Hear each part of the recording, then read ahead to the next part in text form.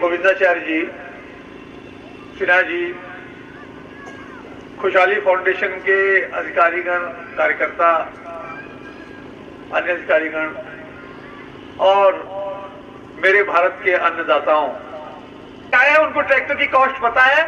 देश का 24% ट्रैक्टर पंजाब में है और उसी धरती पे लगभग 16 लाख ट्यूबवेल लगातार पानी निकाल के सारे देश के लिए अनाज उत्पन्न कर रहे हैं। सारे देश में पंजाब अन्नदाता के रूप में अब जाना जाता है बहुत सालों से कि पंजाब देश का अन्नदाता है। लेकिन हम पंजाबियों की हालत क्या हुई है ये आपको अभी नहीं पता है। मैं आपको उस हालत के बारे में अवगत कराना चाहता हूं कि हरित क्रांति के चलते हुए जब इस देश में नारा लगाया जा रहा था हरित क्रांति, हरित क्रांति, उस हरित क्रांति, उस ग्रीन रेवोल्यूशन के कारण मेरे पंजाब की क्या हालत हुई है वो आपको बताना चाहता हूं। दुनिया में सिर्फ एक ही इलाज है, कुछ सालों में बच्चे की मौत निश्चित रूप से होनी है। जो अभी बच्चे पैदा नहीं हुए हैं उनके बारे में भी समझ लीजिए।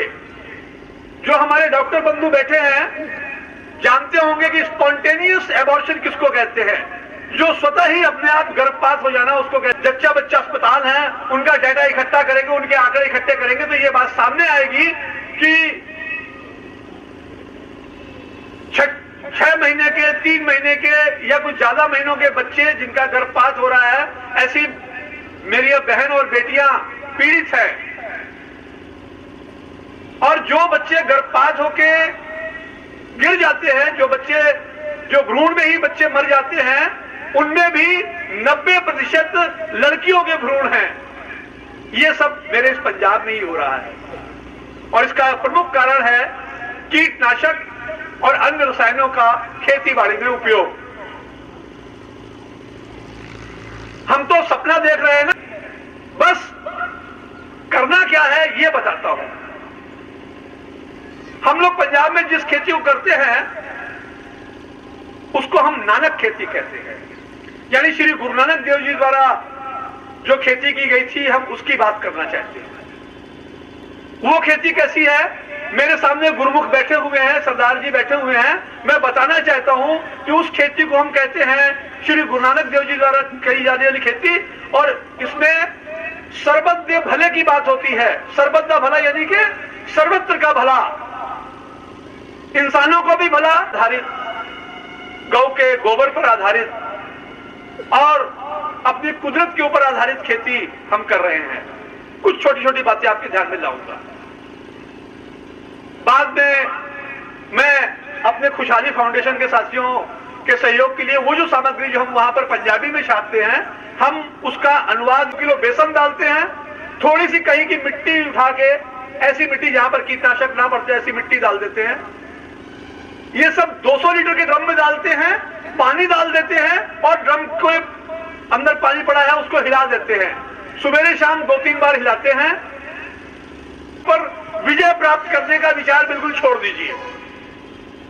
कीड़ों के ऊपर विजय प्राप्त नहीं कर सकते आप, क्योंकि आपका जीवन मुश्किल से 50 लाख साल पुराना है और कीड़ों का जीवन जो है वो 35-40 करोड़ साल पुराना है।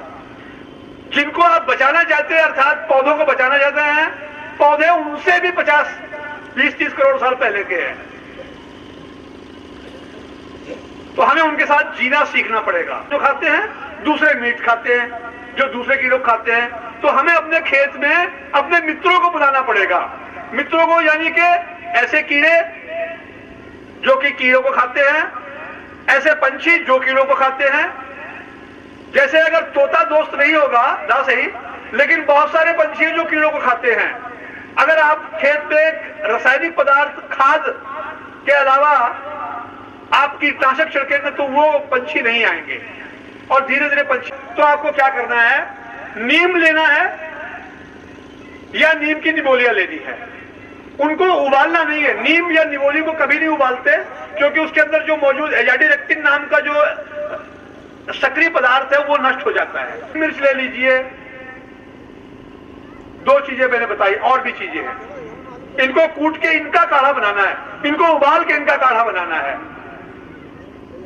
हम लोग पंजाब में तंबाकू का अपना अगर चावल उगा लो, चावल उगाइए, अपने अनाज उगाइए। अनाजों में खास तौर से जो मिलेट्स जिनको कहते हैं, मोटे अनाज अर्थात ज्वार, बाजरा, मक्की वगैरह, उनको उगाइए। अपनी सब्जियां उगाइए, अपनी दालें उगाइए और अपनी जरूरत के लिए गुड़ बनाइए। इतना कम से कम अपने लिए जरूर कीजिए। ऐसा करने से आप उस हालत में जाने से बच जाएंगे जिस हालत में हम पहुंच चुके हैं। मुझे विश्वास है कि मेरी खुशहाली फाउंडेशन के कार्यकर्ताओं के सहयोग से इस